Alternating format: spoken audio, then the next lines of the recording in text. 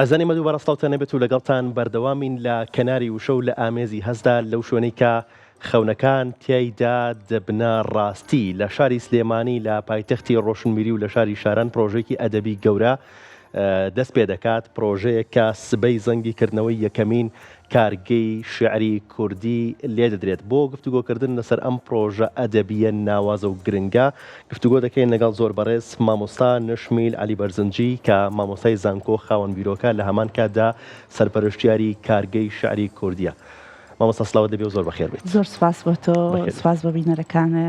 ئەم کاتەوە هەموو کاتێکتان باش بێ و بە هیوام کە کات و ساتان لە خۆشی شادی ئاوێ. سپاس بۆ تۆ. باسێکی پرۆژەکەمان بۆ بکەیت. پرۆژەکە چییە و سبەی یەکەم زەنگ لێ دەدرێت کارگەی شعری کوردی چی لە خۆگرێت؟ زۆر سپاس بۆم دەرفەتە. دیارە ئەم پرۆژەیە کە هەروەکو جەنابتانتان سبەینێ کردنەوەیەتی و ئاهەنگیکردنەوەی پرۆژەکەیە. ئەمە بیرۆکەی بە تەواو تێتوانم بڵێم چەند ساڵێک پێش ئێستا 3 ساڵ 2 ساڵ پێش ئێستاە کە لە لای خۆم گەڵاڵە بوو کە ئێمە گرنگە و پێویستە کە شوێنێک هەبێ وەکو تاقیگەیەک وەکو کارگەیەک ئێمە کاری تیا بکەین کە شعری تیا بنیاد بنرێ لەسەر میتۆد و لەسەر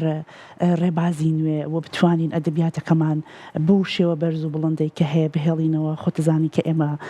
لە شاری سلێمانی بەهۆی ئەو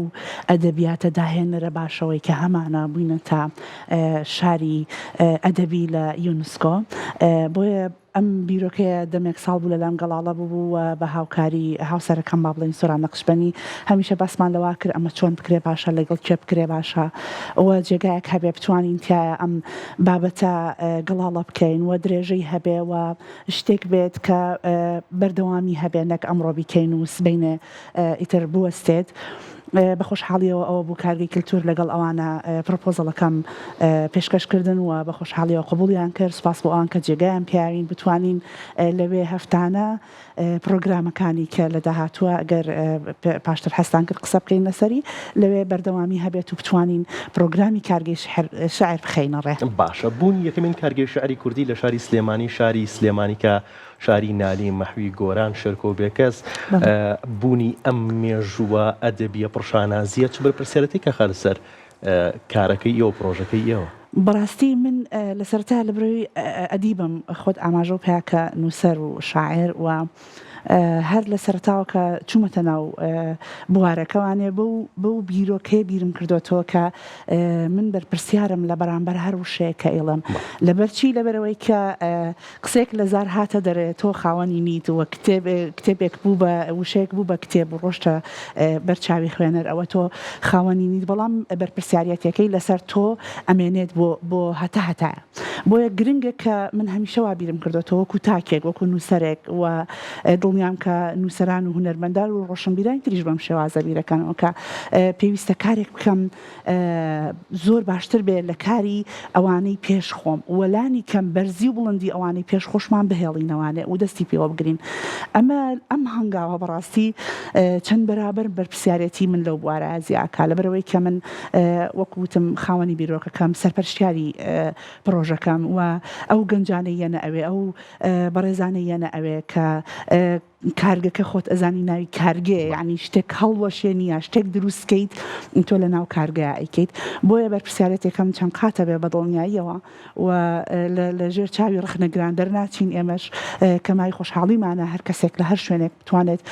ئیزافەیەک بکاتە سەر پرۆژەکە بە سنێکی فراوان و وەریەگرین، بەڵام بە دڵنیاییەوە خۆمان لەو بەرپرسیارەتیە نادزینەوانێ و بە توندی و بە کوردانە وەکو ئەڵێ شانەی نەبەری. دەستان خۆش بێت بێتان وایە کە درێژی پێدەری ئەو میراتیە گەورەیە بێت ئەو میراتیە بەهێزە بێت و یان ببێتە میتۆدێکی مۆدیێرن؟ بەڵێ من کە سەرتا بیرم لە پرۆژەکە کردەوە بۆ ئەوە بوو کە ئێمە دەست بگرین بە و میراتە گەورەی کە هەمانە و درێژە پێدەری ئەو ڕێگایە بین و بتوانین لە وەکو ئەم دنیا تازەی کە هەیە بتوانین لەو بڵندی بەرزی کارۆکوتم بمێنینەوە وا بکەین کە ئەدەبیاتەکەمان ڕێچکەی تازە بدۆزێتەوانە چکە ئەوان هەن و پێناسەی خۆیانیان کردووە و دیاری خۆیان بۆ شارەکە هەبووە هەروەکوتم ئەوان بە بۆنەی ئەو کەڵە شاعیرانەوە و بە بۆنەی ئەو پرۆژە گەورانی تری پێشترەوە کە لە شارەکەیە هەبووە ئەم شارە ئەو نازناوی وەرگرتووە لە یونسکۆ. ئێمە چۆن بتوانین ئەمە بپارێزین و درێژەی پێبین و تازەگەریشی تیا بکەین ڕێگەی تازە بتۆزینەوە چکە خۆت ئەزانی هەموو سیفەتی هوەر وایە و ئەدەبیش وەکو بەرزترین ئاستی هوەر لەناو هوەر خۆیان کە نووسین ئاکتێکی قورسە بەڕاستی ئەویش بەو شێوەیە ئەبێت بە بەردەوامی لە نوێگەریابێ ئەگەر خۆی نوێ نەکاتەوە ڕێگەی نوێ نەدۆزێتەوە ڕەنگە لە شوێنەکە ئیتر کە بێت نەمێنێت بۆیە کارگەی شعر هەوڵێکە بۆ ئەوەی کە ئێمە بتوانین ڕێگایەک و میتۆدێک و وا بکەین کە جارێکی تر گوڕوتینێکی باشتر بخەینەوە ناو شعری کوردی و ئەدەبیاتی کوردی زۆر باشە دەڵێن کارگەی شعر و تاقیگەی وردبینی باش ئەمە کە خۆتان نووسیتانە لە بانگێژنامەی میوانەکانە بۆ ئاهەنگەکەی سبەینە چۆن ڕۆحوسۆزی شعر ئەخەنا چوارچێوەیەکی زانستیەوە ئەمەوێ بڵێم کە دیسانە بچمەوە سەر قسانە کە ئێمە لە ناو کارگەکەیە کار لەسەر کۆمەڵە میتۆدی نوێ ئەەکەین ئەتوانم بڵێم میتۆدی ڕخنەی نوێ ئەتوانم بڵێم میتۆدی هەڵوەشاندنەوە ئەتوانم بڵێم دووبارە بنیادنانەوەی زمان لە شێواز و ڕووکاری ڕخنەی لە چێ لە شعری چێ لە شعری ئەگەر باسی پرۆژەکە بکەین کۆمەڵێک شتێک هاتووە ئێمە پێویستمان بە و خەڵکەیەکە لە پێشینان هەن و شاعرن و نووسەرن و خەڵکی بە پێز و باشن بێن تەجروبەکەیان بگوێزنەوە بۆ کۆمەڵێک گەنجی تازە پێگەشتووی کە مەبەستیانە لە بوارەکەیە وەکو کوردی خۆمانەڵێ ئەسپی خۆیان تاو بدەن مەبەستیانە جڵەوی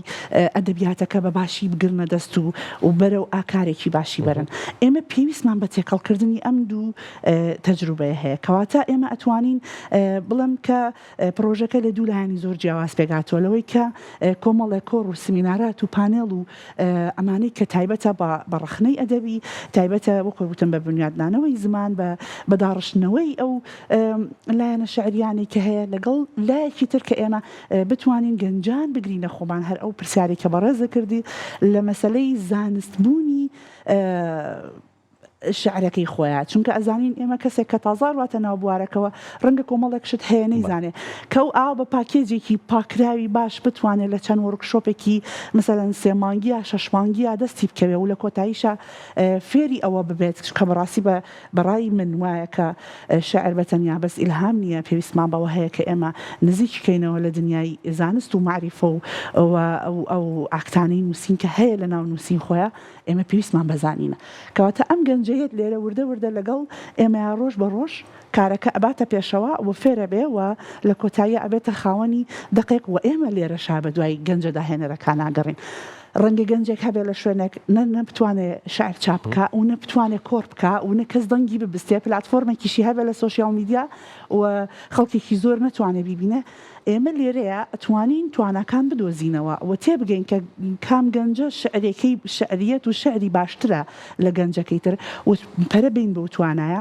بم پێش ئەتوانین ئێمە گەنجانی داهێنەری خۆمان پیا بکەین وردە لەم لاولا باش هەر نووسیتانە کە هەڵبەست بە میتۆدی نوێی ڕخنەی ئەدەبی دادەڕێژرێتەوە باشە ئەمە هەر لە پێشەکی و لە بانگێژنامەی میوانەکان نووسیتانە کە بۆ هەنگەکەی سبێنێ سازەکرێت ئەم میتۆدە نوێیانە چییە کە لە تاقیگەکەی ئێوەیە کاری لەسەرەکرێت باسێکی ئەم هەندێکیان باس کرد بەلای منەوە ڕخنەیە بەڕاستی یعنی ئێمە ئەبێ ڕخنەی ئەدەبیمان لەسەر میتۆدی نوێ و مۆدرێنی ئەم ساتی کە من و تۆ تیا قسە ئەکەین ئەدەبیات لە دنیای ئەڕواتە پێشەوە و میتۆدی نوێی زۆر بۆ دروست ئەبێ و کارەکە لەسەرەوەی کە ئەو بابەتانی لە پێشترا پێ وترا شاعر ئەسڵ لەمڕۆوە بەرەنگاری بێتەوە بەرەوڕی مەسەڵەشمیل لەوانەیە هەندێک لە شاعرەکان ئێستا گەربینەری بەرنامەکە بنیان ئاگاداری کارگەی شانۆی کوردی بن ئەمە بە دادگای شعری ناوی بێنن هەر بەڕاستی ئەمە دادگای شعریە من زۆربەی لەبەری خۆم لە ناو وەسەتەکەیان زۆربیان هاوڕێ من زۆر بە خۆشحاڵی و بەدڵی فراوان وەریان گرتووە بۆ ئەزانن کە ئەمە پێویستێکی ڕۆژە بەڕاستی چونکە من بۆ خۆم کە هاتوومەتە ناو وەسەتەکەەوە بە ئومێدی ئەوە بۆم ڕۆژێ لە ڕۆژان کەسێک لە خۆم بە تەجروبەتر بە زانیاری تر بێت کتێبەکەم بخاتە بەر پێشنیار باوا بڵێن بەر ڕخنەی دروستکەر بەر کۆمەڵێک تێبینی وە کە بتوانم لە کتێبی داهاتووترمە کاری لەسەر بکەم لەبەرەوە ئەمە ناچێتە بابی دادگایکردنەوە بە پێچوانەوە ماچێتە بابی دەستگرتنەوە کە ئێمەوە ئەکەین هەم یارمەتی ئەدەبیاتەکەی خۆمان بین هەم یارمەتی کەسی شاعر بین کە بتوانێت ڕێگاکانی خۆی بدۆزێتەوە بەلانی کەم لەناو ئەم کارگەیە باسی هەموو ئەدەبیاتی کوردی ئەکرێ هەر لە سەرتاوەکەیت یعنی هەر کەسێک بێتە ناو ئەم وەرکشۆپانەی کارگەی شعرەوە دڵنیام کە ئەڕاتە دەرەوە کۆمەڵێک زانیاری زۆری پێەیە کە لە کاتێکی سەریع و کورتاوەکو چۆن ئەڵێ ساندویچ پێشکەشی کراوە وەری گرتووە یعنی لەوانێت تۆ بتەوێ هەموو مێژووی ئەدەبیات بخێن تۆ چەند ساڵێکە پێویست بێ بەڵام کاتێک کە تۆی بە چەند محازەرێک و چەند ڕوز ئەقلامێک شتەکان وەرئەگری و دوای ئەوەی خۆت مەبەستە ئەڕێ بەدوایە زۆر گرنگە ئەمە بەشێکی زۆر گرنگە بێت لە کارمەسەنشمیل من سوودم لەو پێشەکی خۆتان وەرگرتووە و زۆر ئەدەبیانە نووسیتانە چەند جارێکیش خوێنومەتەوە لە خاڵێک تراڵێن دەڵێن گیانی مانە بە بەرجەستەی دەقدا دەکرێتەوە ئەگەر باسی گێمە بکەیت حەز ناکەم بەڵام زۆری بۆریەکی شعر و شاعران هەیە چکە هەموو کەس مافی خۆیەتی دەربڕین بکا لە خۆی پێی خۆشەوە پێم وا بنووسینیش لەبەرەوەی کە فێری خوێنەواری بی ئەتوانیت بنووسیت بەڵام ئەمە بەو مانایە دیسانەچمەوە سەر ئەوەی کە ئێمە بە دوای داهێنەرەکانە بە دوای کەسە داهێنەرەکان ناگەڕین وا ئەکەین کە بتوانین هەوڵ ئەین طبعاً ئەمە کاڵم هەوڵ ئەین بە هەموو ئەدیبان و نووسەران و ڕووی دەمەم لە هەر هەمویانەکە بتوانن پرۆژەکە پاڵپشتی بکەن وا بکەین کە دەقی باش و دەقی واکە لە پێشتری ئەدەبیاتی کوردی زۆر باشتر بێت ینی ئێمە زۆر دەخی زۆر باش و هەرۆکو لە سەرتاوتم ئێمە قەرزاری ئەو ئەدیب و نووسەر و شاعرانی پێشخۆمانین بەڵام ئەمە ناکاتەوەی ئێمە ئیتر بڵێن ئیشی خۆمان کرد و با پاڵبینەوە لە هیچ شتێکە ئەمە ڕاست نییە ئێمە پێویستمان بەوە هەیە جارێکی تر ئەم گیانە زیندوو بکەینەوە ئەم جستەیە جارێکی تر زیندوو بکەینەوە بەچی هەر بۆ ڕێگایانی کە باسم باشە سبینی ئاهەنگەکەی و سبینێت چی ئەکرێت کاتەکەی کەیە چێبووی هەیە بێت و لە دوای سبینەوە کار و چالەکەکانتان چۆن دەست پێکات پێم خۆشە بێت کە لێرەوە هەر گەنجێک هەر کەسێک خوازیارە ئەتوانێت سبینێ لەگەڵ ئێمە بێت لە کارگەی کللتورین هەروەکوتم لە هۆڵی پیشەی هۆڵی ژمارەیەک لە کارگەی کللتور و کاتژمێر 5 ئاهەنگەکەمان هەروەکەوەی کە لێرە ئەم زانیاریانەمان باس کرد بەندە لە وتارێکە هەندێک لەو زانیاریانە ئەخاتەڕ و شاعری گەورەمان لەگەڵا کە من نامێ لێرە ناوی شاعیرەکان بڵێم لەوێ شعر خوێندنەوە بەڵێ لەوێ شعر خوێندنەوە خانمێک و کاکەیەک و ئەوان شعر خوێندنەوە مۆسیقامان هەیە دوو جۆر مۆسیقای جیاوازمان هەیە کوردیمان هەیە جازمان هەیە ئەمانە بەشێکە بێت لە ئاهەنگەکە و پێکەوە تاوتوێی ئەو پرۆگرامانی دواتری کارگەکەین پرۆگرامەکانی دواتری کارگەش هەروەکو وتم سەرەتا لە دوو بەش پێگاتەوە بەشی سیمینارات و پێشکەشکردنی ئەو ئەتوانم بڵم دەرسانەی ئەو محازەڕانەی کە لەلایەن خۆمانەوە کەسێک مەسەلەن شاعرێک داوەتەکەین لەسەر ئەزمموی خۆی لەسەر شعرێکی خۆی قسەمان بۆ ئەکاکە چۆن ئەم شعرێ داڕش چۆن چی کرد یاخود ئەو کارانەی کە پەیوەندیدارە بە ئەدەبیاتەوە لەلایەن کەس ئەکادیمیەکان کە ئەمێ ئەو بڵم کە زۆر مەبەسمە لە زانکۆی سلەیمانی بەشی زمانی کوردی ئەدەبیات و بەڵێن زمان سوود وەرگرم لە مامۆستا بەڕێزەکانی ئەوێ ئەوانیش ئەتوانین بێنین و باشتریش ئیتر پرۆگرامی زۆر زیاترمان دەستان خۆش بێ سپاس بۆ تۆ سپاس بۆ بەشداریکردن و باسکردنی ئەم پرۆژێ و هیوادارین کە بەرهەمی باشی هەبێت ئەم پرۆژێ زۆر سپاس بۆ ئێوە کاتێکی خۆش زۆر سپاس